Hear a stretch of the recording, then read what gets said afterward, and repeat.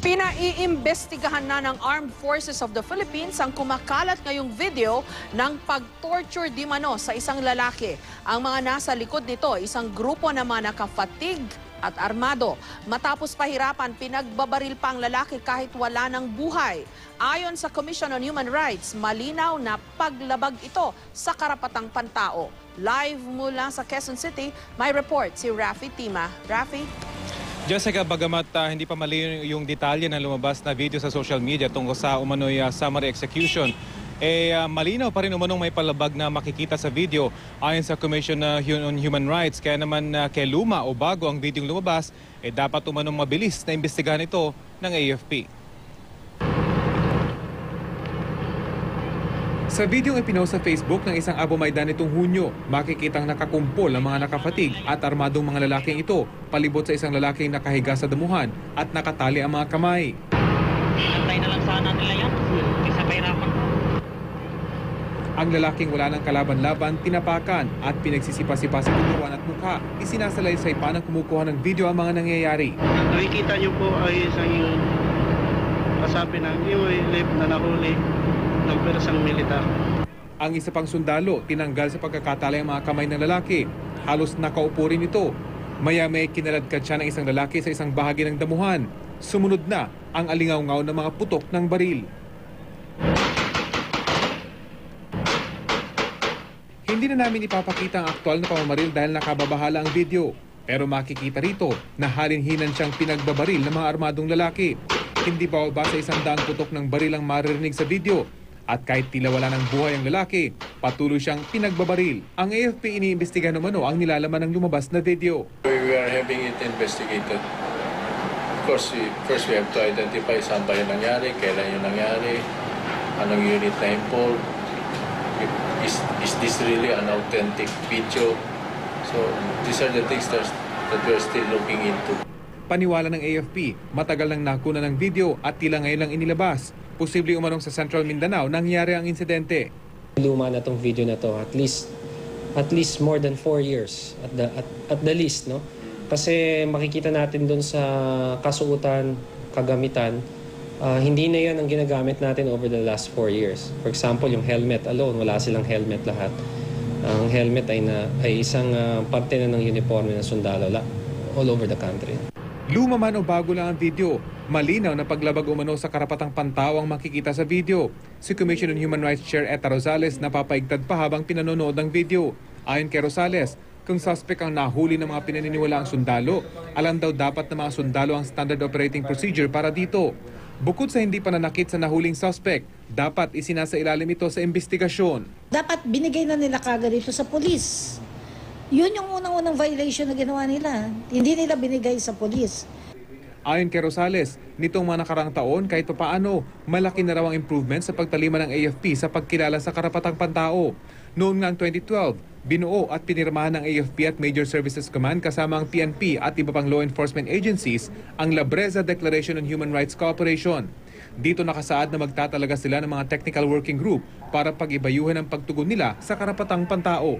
Talaga naman ako naniniwala na para sa kanila, gusto nila talaga ng pagbabago.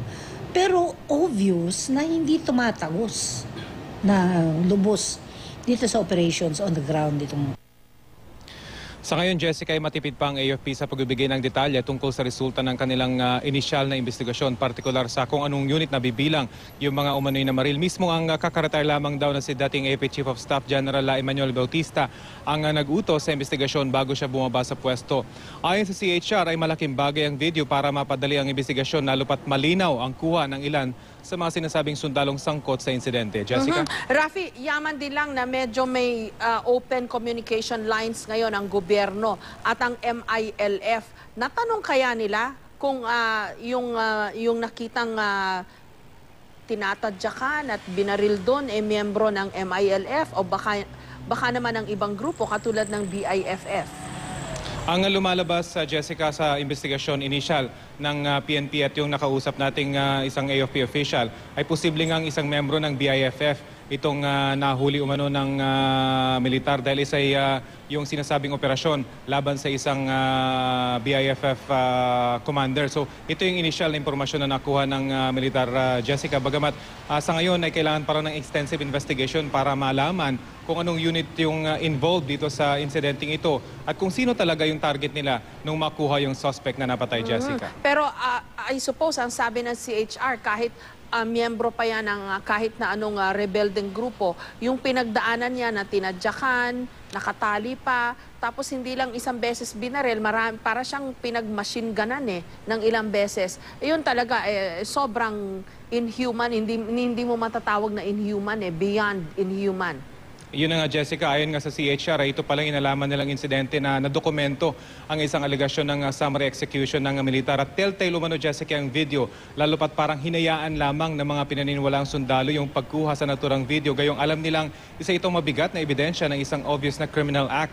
Kaya naman ayon sa CHR, dapat malalim ang gagawing investigasyon dito ng otoridad para malaman ang punot dulo ng insidente at kung bakit tila nga ganun na lamang yung galit ng mga bumaril sa isang taong sa unang bugso pa lang ay kita nang wala ng buhay, Jessica. Kasi meron, alam ko ang armed forces at ang mga rebelding grupo, di ba?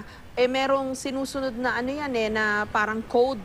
Kahit ba magkakalaban sila, pagdating sa lalo na yon mag-isa at walang kalaban-laban, nakagapos pa ang kamay. Yun, malinaw na na violation yun nung code na tinatawag nila sa pagitan ng mga warriors o mga magkaaway. Yes, Jessica, bukod nga sa code na yung binabanggit, meron ding standard operating procedure yung lahat ng units ng militar, hindi lang kung paano gawin.